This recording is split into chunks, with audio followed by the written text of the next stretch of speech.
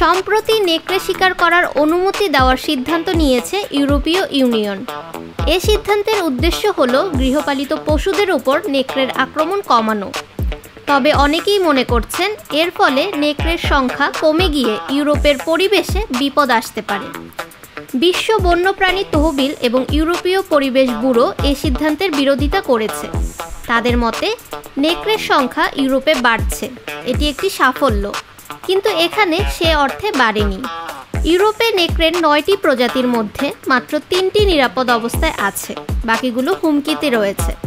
সুইজারল্যান্ডের প্রতি বছর 1 থেকে 1,500 গৃহপালিত পশু নেকড়ের আক্রমণে শিকার হয়।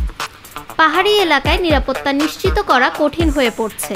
এ কারণে সুইস কৃষকরা নেকড়ে শিকারের সিদ্ধান্তে সমর্থন জানিয়েছেন, যদিও তারা নেকড়ে পুরোপুরি মেরে ফেলার পক্ষে নয়।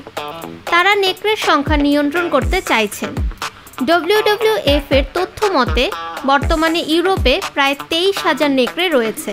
ইউরোপীয় কমিশনের প্রতিবেদন অনুযায়ী ইউরোপে প্রতি বছর 0.07% গৃহপালিত পশু নেকড়ের আক্রমণের শিকার হয়। পরিবেশবিদরা বলছেন শিকার নয়, বরং নেকড়ে ও মানুষের মধ্যে শান্তিপূর্ণ ও নিরাপদ অবস্থান নিশ্চিত করা উচিত। কারণ নেকড়ে একমাত্র সমস্যা নয়, অন্যান্য পরিবেশগত সমস্যাও দেখতে হবে। আগামী মার্চে নেকড়ে শিকারের সিদ্ধান্ত কার্যকর করতে পারে ইউরোপীয় ইউনিয়ন। ফাহমিদা বিনতে আনোয়ার, নিরপেক্ষ নিউজ ডেস্ক, ঢাকা।